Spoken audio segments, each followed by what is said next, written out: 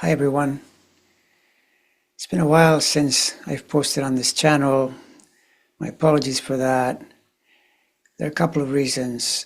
The main reason is that the last subject I was discussing, I needed to do some more research, both in what is known as conventional research, looking things up, researching written information, audio, video, etc., but also, and most importantly, in my own body to try to figure out what these different substances were doing. That's the main reason, and it means that it just took me a while to figure it out. The second reason is also because I continue to try to figure out how to use this channel, and you'll notice that once again it has a new name, which is based on the fact that, in a sense, it is my blog, it's my video blog, and that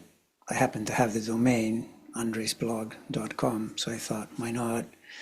And it gives me an opportunity to do what my initial intention for this channel, back when I first posted here 2+ years ago, was to talk about what I do in my own life to empower myself, to, in a sense, illuminate myself so that I will feel better in my mind and body, and thereby be able to help others in likewise fashion, or in any fashion for that matter.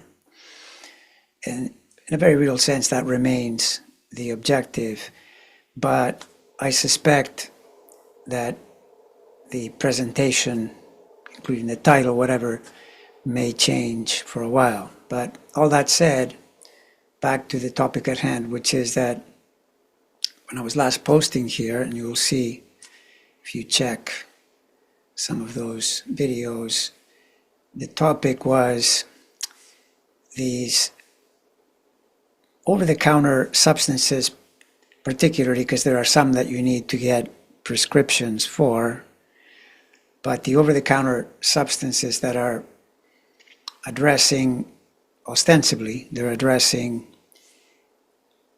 allergic responses.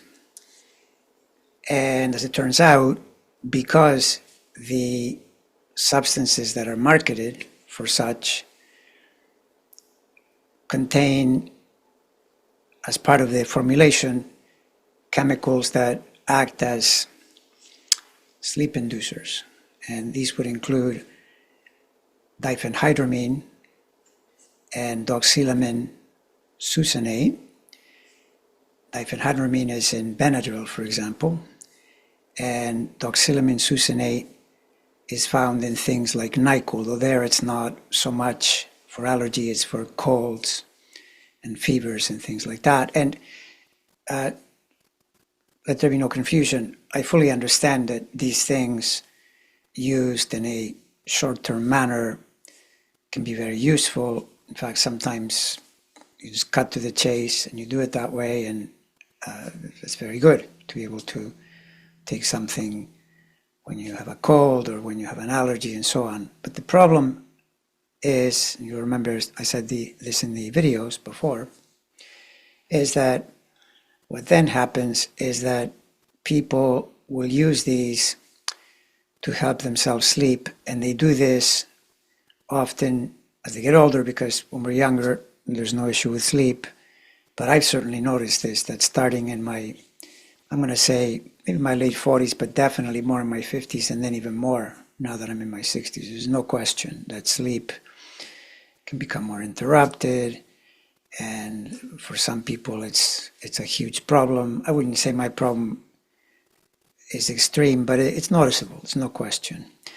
However, as I said in these prior videos, the problem with using these substances as a steady solution, as a daily or near daily habit, is that there is considerable research out there strongly suggesting, from the data that is available, that they will lead in pretty significant percentages toward such things as Alzheimer's, or at least dementia, in other words, diminished brain function. And obviously that's not good. It's just a really bad plan. And so when I last talked about this, I mentioned that I myself was trying to grapple with this problem, not least of which because on top of the just generalized sleep issues, there's also the question of allergies, which plenty of people suffer from as well, rhinitis, sinus issues. And it is true that some of these substances that are out there are really helpful for that. But as I say, they tend to also promote drowsiness. And that leads me to the first thing that I'll bring up, which is that on that note, I definitely would benefit from something that lowers the histamine response, the allergic response. In part, I'm now nearly sure from my latest yearly evaluation that I live in the Northwest and it showed all kinds of allergies to the trees. Well, what am I going to do? I'm here, so unless I leave, that's just the way it is. Now, apparently there's a solution where you can do a long process to attempt to inoculate yourself against all the different foliage or whatever it is that is triggering the sneezing and sometimes the irritation in the eyes, which I notice is worse in spring and all this kind of thing. But I haven't done that. So in the meantime, I did try the over-the-counter solutions such as the Zyrtec and things like that, and that now that spray that you can buy, I think it's called Aceslatine or something like that. And what I noticed though is the drowsy component was really bothering me. I just didn't like it. I spray 2 sprays and then I'm feeling dopey all day. It's not a good plan.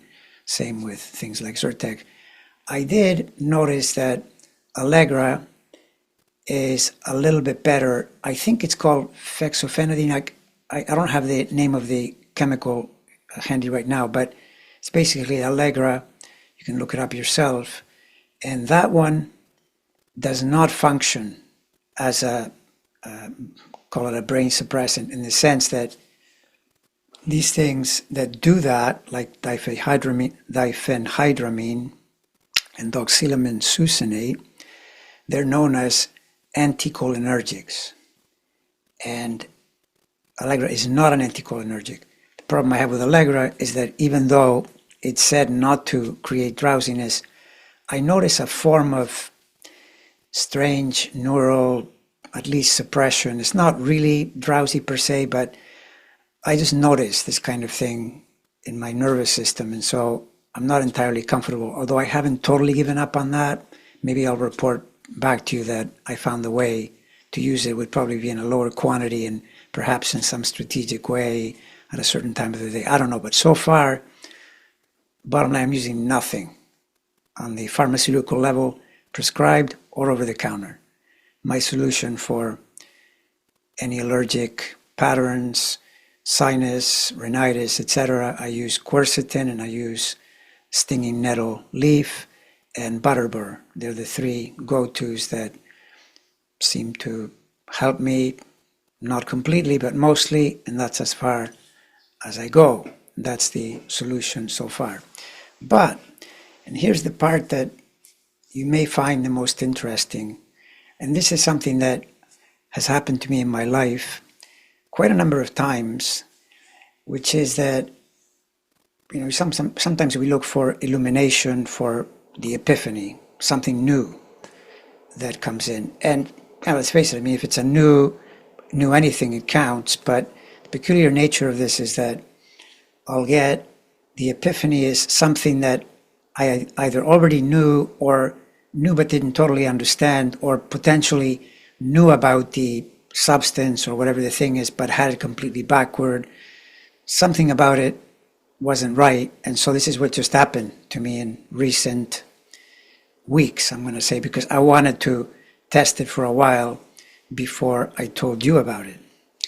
And this is a substance, it's actually an amino acid, which I was understanding only in a partly correct way. And in fact, I had it in one way completely backward. And this is the amino acid called glycine, which you can buy over the counter. It comes in capsules, or you can get it in bulk, which is, it's kind of a crystalline powder. And if you taste it or if you put it in water, it has a sweet taste. So in that sense, it's not a problem at all to take, because there are amino acids that are very useful, for example, as antioxidants, but they taste terrible. You have to have them in a capsule or you're not going to do it.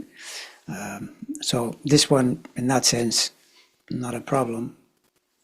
So glycine, the peculiar way in which it operates is that if you take it at night, close to when you're going to sleep, and you don't need much, a gram, I would say half a gram would be probably the minimum to feel something. There may be people that go all the way up to 3 grams. There's lots of research that 2 grams or 2 to 3 grams seems to be a good dose. For me, I noticed that 1 gram is plenty. It's pretty much all I need. Indeed, what I've been doing, and this is something that I knew but hadn't focused on. I mean, it's on the label. I could have just read it. Although, of course, you have to check, because you can see it on the label, and you have to find out, well, is it doing the same thing when it's mixed in with this thing, or does it have to be by itself? So far I'm talking about glycine by itself, but you can also use collagen, which separately is great for your joints and for all kinds of things in the body. Collagen is rich in all the amino acids, among which glycine is present, such that if you take 5 grams, 6 grams, 7 grams of collagen, which you would put in maybe some oat milk or some regular milk, or pretty much any liquid to swallow it and take it. It's pretty neutral, the taste, so there's no problem that way. There's about a gram in there approximately. And when you take that in at night, the prescription would be, say, an hour or so before going to sleep.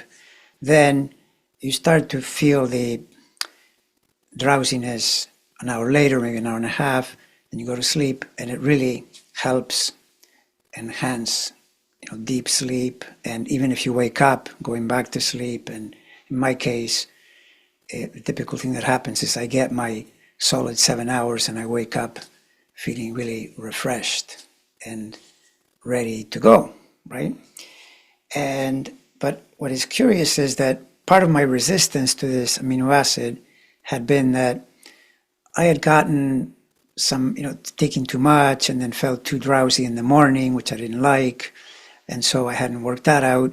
But the real mental block was when I discovered that this amino acid does that in alignment with the circadian rhythm. So if you take it at night, it promotes sleep. But if you take it upon waking up, it actually does almost the opposite, particularly if you line it up with another amino acid called N-acetylcysteine, NAC, which is why you now see this being sold as a product. They call it Glynac, and they have all kinds of research pointing to how beneficial it is for the body, the brain, everything. It's antioxidant, energy producing, etc. But even without mixing it with or taking it together at the same time with N-acetylcysteine, the glycine in the early part of the day does not promote drowsiness. And so I'm trying it for that as well. We'll see, I'll let you know, although that one is harder to measure, because if there's just basic well-being happening, you assume that something good is happening, and that's the bottom line. At night, there's a very tangible effect, definitely promotes sleep, very helpful, and in my opinion, almost certainly, I always leave the almost certainly in that I cannot claim to be a doctor. I'm simply telling you what I do around research in my own body, research anywhere I can look up things, ask questions, use the AI engines to research for me, everything, right? But my feeling is that it's infinitely better than getting involved in things like diphenhydramine, doxylamine succinate, much less if you start taking even stronger things like Ambien or other sleeping pills, because yes, you will sleep, but the negative effects tend to be really, really pronounced. I mean, I've heard some unbelievable horror stories around that, and that's even in the near term, never mind the longer term. So that's the bottom line. Now, I'll tell you something else. In a way, I should have figured it out sooner, because my late dear mother, who passed away in 2024 at 87, her sleep patterns were incredibly disrupted in her 80s, to the point that she literally became addicted to pharmaceuticals to help her sleep, but then that caused a lot of rebound, and she had a really rough time for a while getting off them. She was totally addicted and couldn't function at all. It was just a horrible scene. And she had tried all the different herbs, everything you can imagine, valerian this and 5-HTP and all kinds of things that are over-the-counter herbal, including such things as ashwagandha, which is a pretty useful herb and can promote sleep, but it's a different thing than glycine, so I won't talk about that here. Anyway, all of this, none of it worked. The thing that worked for her in her last, I believe, it was really only in the last year and a bit, maybe 2 years, was glycine. She was taking 2 grams at night, and this was allowing her to sleep. And some of you may know I have not 1 but 3 sisters, and one of these sisters swears by it now. Her strategy is she takes 1 gram when going to sleep, and if she wakes up, she'll take the 2nd gram. There's where I'm a little more reluctant, because I've noticed if I take something after waking up, it almost guarantees that I'm going to wake up too drowsy, so I'll tend to avoid that, or I might take less than she's taking, but it's 6 or half a dozen. The main point is that she's verifying that it's working well, and I can certainly speak to it as being something to look into and potentially try. I'm nearly sure, like high 90s, that it's absolutely harmless, and yet it's very effective. It's actually helping the body rather than harming it, and it's inexpensive. It's maybe something like, if you buy some quantity, it could be less than 10 cents a day, to do, including that. The other thing you can do, if you're a little bit frugal, is you put some in water. You have to measure out how much 1 gram will correspond to, whatever amount of liquid. So then you just take it like that, and that way you could keep it in the fridge and maybe have whatever, a whole week, or maybe 2 weeks or 3 weeks, and it'll be really simple that way. In fact, there's even a further method that just occurred to me from prior experience, where what you can do is do this with some substances. You can, especially glycine, because it's sweet, you'd open the capsule or use the amount, a gram, whatever it was, put it under your tongue, and because there are a lot of blood vessels there, it'll get absorbed really quickly.